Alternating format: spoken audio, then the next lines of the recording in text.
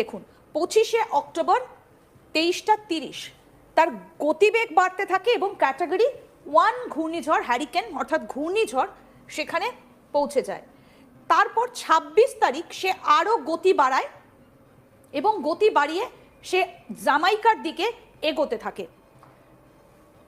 26 তারিখ 220 তার গতিবেগ হয় 220 কিলোমিটার প্রতি ঘন্টায় এবং সে আস্তে আস্তে আরও এগোতে থাকে জামাইকার দিকে। ইতিমধ্যে আমরা জানি যে তছনছ হয়ে গিয়েছে জামাইকার বিভিন্ন জায়গা, 5 লক্ষেরও বেশি মানুষ বিদ্যুৎহীন। মার্কিন ন্যাশনাল হ্যারিকেন সেন্টার জানিয়েছে যে মেলিসা জামাইকার পাহাড় অতিক্রম করে উত্তর পূর্ব দিকে অগ্রসর হওয়ার পরে কিছুটা দুর্বল হয়েছে, কিন্তু দেখুন 27 তারিখ আরও গতিবৃদ্ধি পেয়েছে 230 এবং তারপর আমরা দেখি যে 28 তারিখ তার গতি আরও বেড়ে যায় 280 কিলোমিটার প্রতি ঘন্টায় এবং তখন ক্যাটাগরি 5 অর্থাৎ ক্যাটাগরি 1 থেকে 2, 3, 4, 5 কতটা বিধ্বংসী হয়ে যায়।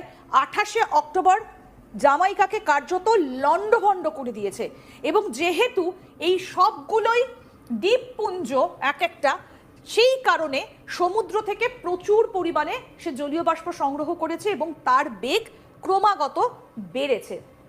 আপনাদেরকে জানাই যে কার্যত লণ্ডভণ্ড হয়ে গিয়েছে জামাইকার বিভিন্ন জায়গা, তছনছ হয়ে গিয়েছে, বিদ্যুতের খুঁটি উপড়ে গিয়েছে এবং প্রচুর মানুষের প্রচুর ক্ষয়ক্ষতি হয়েছে। এখনো পর্যন্ত কিন্তু এই ঘূর্ণিঝড় সেই ঘূর্ণিঝড়ের রেশ কাটিয়ে উঠতে পারেনি জামাইকা এবং স্যাটেলাইট ইমেজের মাধ্যমে আপনাদেরকে দেখাবো যে এর পরে কোন দিকে এগোচ্ছে মেলিসা। আপনাদেরকে দেখাই সর্বোচ্চ গতিবেগ 28 তারিখ 295 কিলোমিটার, 19:30 থেকে 20:30 অর্থাৎ 1 ঘন্টা সে তছনছ করে দিয়েছে পুরো জামাইকাকে। ক্যাটাগরি 5 মেজর ক্যাটাগরির হ্যারিকেন এবং 174 বছরে, গত 174 বছরে এত বড় ঘূর্ণিঝড় এখনো পর্যন্ত দেখেনি গোটা বিশ্ব এবং যা ধ্বংসের ঘটনা ঘটেছে বেশ কয়েকটা জায়গা একেবারে বিচ্ছিন্ন হয়ে গিয়েছে। শুধু জামাইকা নয়, ঘূর্ণিঝড়ে বিধ্বস্ত হয়েছে আফ্রিকার বহু দেশ, যার মধ্যে রয়েছে কিউবার পূর্বাঞ্চল, হাইতির কিছু কিছু জায়গা।